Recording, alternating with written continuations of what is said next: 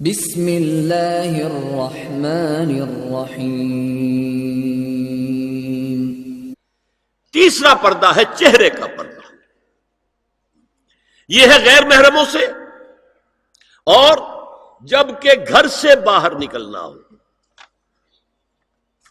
اس کے لیے سورہ احزاب میں نے کہا تھا گھر سے باہر کا پردہ، چہرے کا پردہ وہ غیر محرموں سے ہے، اور گھر سے باہر نکلے گی تو غیر محرم سامنے آئیں گے۔ یا ایھا النبی قل لازواجک وبناتک ونساء المؤمنین یدنین علیہن من جلابیبہن ذلک ادنی ان یعرفن فلا یؤذین وکان اللہ غفورا رحیما۔ اے نبی صلی اللہ علیہ وسلم کہہ دیجئے اپنی بیٹیوں سے اور اپنی بیویوں سے اور مسلمانوں کی خواتین سے۔ اب دیکھیے یہ سورہ احزاب ہی میں ہو رہا ہے، شروع میں یا نساء نبی سے بات چلی، استیزان بھی صرف نبی کے گھر میں داخل نہ ہو اذن کے بغیر، آگے چل کر سورہ احزاب ہی میں عام بھی کر دیا، قل لازواجک وبناتک ونساء المؤمنین، کہہ دیجئے اپنی بیویوں سے، اپنی بیٹیوں سے اور اہل ایمان کی خواتین سے، یدنین علیہن من جلابیبہن، کہ وہ اپنے چہروں کے اوپر اپنی جلباب کو لٹکا لیا کریں، چہرہ چھپ جائے۔ اب اس کی تفسیر میں چاہتا ہوں کہ آپ کو جو مختلف مفسرین نے کی ہے وہ آپ کے سامنے میں رکھوں۔ حضرت عبداللہ ابن عباس نے اس آیت کی جو وضاحت فرمائی ہے اسے حافظ ابن کثیر نے اپنی تفسیر میں اس طرح نقل کیا ہے، اللہ نے مسلمان عورتوں کو حکم دیا ہے کہ جب وہ کسی کام کے لیے گھروں سے نکلیں تو اپنی چادروں کے پلو اوپر سے ڈال کر اپنا منہ چھپا لیں اور صرف ایک آنکھ کھلی رکھیں۔ ابن جریر اور ابن منذر کی روایت ہے کہ محمد بن سیرین، یہ ایک تابعی ہیں، نے حضرت عبیدہ السلمانی، یہ صحابی ہیں،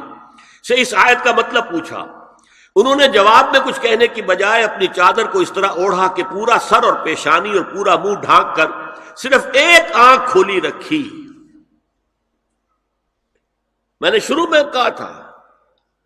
ہمارے نزدیک اسلام دین ہے، صرف مذہب نہیں۔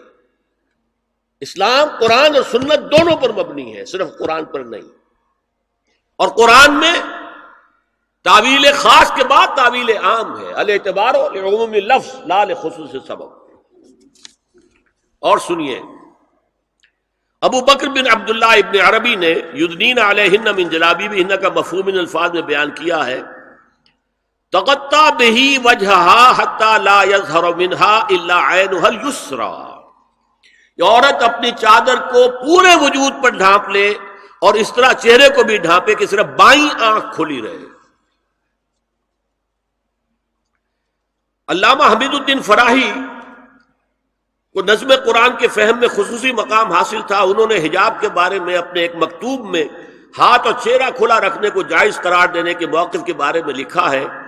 کہ میری رائے میں نظم قرآن پر توجہ نہ کرنے سے یہ غلط فہمی پیدا ہوئی ہے۔ وہی بات کہ سورہ احزاب میں گھر سے باہر کا پردہ ہے اور سورہ نور میں گھر کے اندر کا پردہ ہے۔ بہرحال الحق احق بان یتبع، حق جو ہے وہ اس کا زیادہ حقدار ہے کہ اس کی پیروی کی جائے۔ میں اس مسئلے پر مطمئن ہوں اور میرے نزدیک اجنبی سے پورا پردہ کرنا واجب ہے، اور قرآن نے یہی حجاب واجب کیا ہے جو شرفاء میں مروج ہے، بلکہ اس سے بھی قدر زائد۔ مولانا فراہی کا یہ مکتوب ماہنامہ حیات نو بلیریا گنج انڈیا کے اکتوبر سن 92 کے شمارے میں شائع ہوا ہے۔ یہ ہے علماء کی رائے، یدنین علیہن من جلابیبہن، یہ کر کے دکھاتے تھے لوگ، اس طریقے سے چادر کو اوڑھ لیا جائے کہ صرف ایک آنکھ کھلی رہے۔